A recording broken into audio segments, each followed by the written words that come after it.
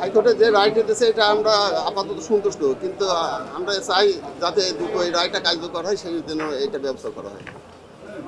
আর কিছু বলার আছে কিনা? এখন আমরা ওইটাই চাই যাতে অতি দ্রুত যাতে কার্যকর করা হয়, এটা আমরা চাচ্ছি।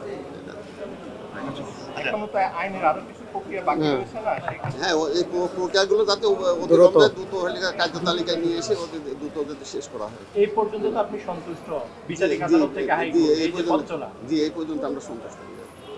আচ্ছা, আপনি চান আর কোনো আপনাদের মতো ভাগ্যজন আর কারো? হ্যাঁ, ভবিষ্যতে যাতে আপনার মতো যাতে আর কোনো ছাত্র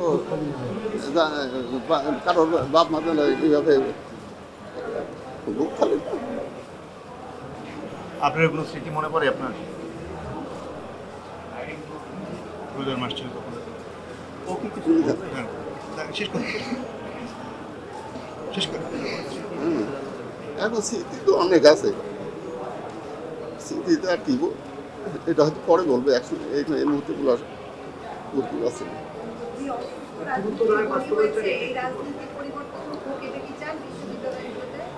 না না,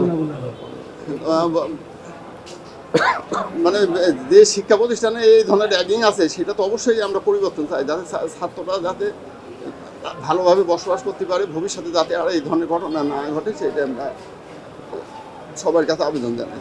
সত্যি বলতে যেটা যে আমরা আসলে হাইকোর্ট থেকে যে এত দ্রুত একটা রায় আসবে, যদি আমি 1 বছর আগের কথা 5 আগস্টের আগে আসলে চিন্তাও কখনো করি নাই যে এত দ্রুত একটা রায় আসতে পারে। তো এটা অবশ্যই যে হচ্ছে আমাদের পরিবর্তিত পরিস্থিতিতে একটা সম্ভব হয়েছে। তবে এখনও হয়তো অনেকগুলো স্টেপ বাকি আছে, সেগুলো যাতে দ্রুতই যাতে সম্পন্ন হয় সেটা আমাদের চাওয়া থাকবে। আমরা মানে আমরা আসলে প্রায় 5.5 বছর হয়ে যাচ্ছে যে আমরা এটা নিয়ে আসি, আবার হচ্ছে আরও কতদিন লাগবে এটা আমরা জানি না। তো এটা যত দ্রুত শেষ হবে এবং এটা একটা দৃষ্টান্ত হিসেবে উপস্থাপন হবে যাতে ভবিষ্যতে যাতে আর কারো যাতে এই ধরনের কোনো পরিণতি যাতে না হয়। এই জন্য আসলে আমাদের চাওয়া ওইটাই মেইনলি যে যত দ্রুত সম্ভব বাকি যে স্টেপগুলো আছে সেগুলো সম্পূর্ণ হোক। না, এখানে আসলে আমি তো আসলে কখনো যে নিজের পরিচয় লুকিয়ে রাখছি বা হচ্ছে ভয় পাইছি ব্যাপারটা এমন না, বাট অবশ্যই এখানে হচ্ছে অনেক ধরনের থ্রেট ছিল, যেহেতু আমরা বুয়েটের হয়তো আমাদের রাজনীতি ছিল না, বাট আশেপাশে যেই বিভিন্ন বিশ্ববিদ্যালয়গুলো ছিল সেইখানে বেশ ভালো রকমের একটা হুমকি ছিল। এবং একই সাথে হচ্ছে আমাদের যেই গত বছরের হচ্ছে এই মার্চ মাসেই হচ্ছে যখন একটা ছাত্রলীগের হচ্ছে কয়েকজন যখন বুয়েটে ঢোকে তখন একটা যে আন্দোলন হয়, সেই তার পরের সময়টাতে মানে আমাদের প্রায় সবারই একটা হুমকির মধ্যেই ছিলাম। তো তারপরে আসলে যাই হোক 5 আগস্টের পরে আসলে সেটা থেকে মুক্তি পেয়েছি।